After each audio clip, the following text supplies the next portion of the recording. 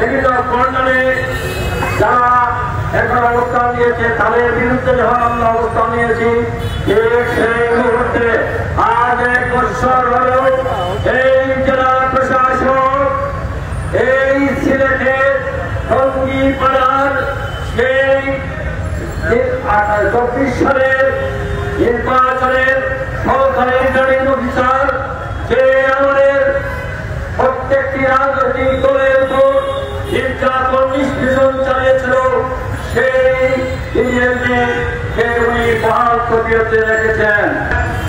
এই পূর্ণমী সিলেটে আমি আজকে মাত্র কয়েক ঘন্টা নোটিশে আমরা আজকে শুধুমাত্র আমাদের প্রতিনিধিদের আজকের এই সময়ে আমরা যারা এখানে উপস্থিত হয়েছি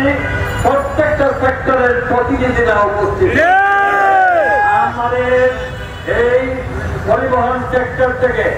যে 5 তারিখ পর্যন্ত 4 তারিখ পর্যন্ত যে ডেডলাইন দেওয়া হয়েছে ওই ডেডলাইনের প্রতি আমার এবং সিলেটের জনগণের সর্বাত্মক সমর্থন থাকলো। 4 তারিখের ভিতরে এটা না শুনলে 5 তারিখে পরিবহন সেক্টরের যে আন্দোলন কর্মসূচি আসবে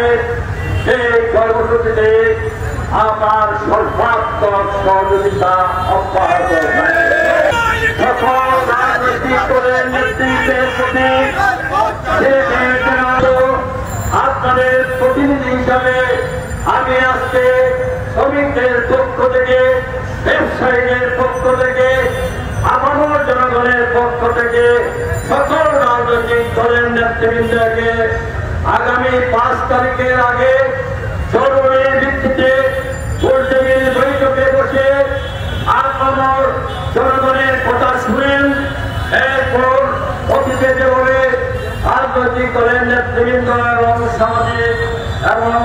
পরিবহন সেক্টরের সঙ্গে আলোচনা করে আমরা আমাদের ন্যায্য দাবি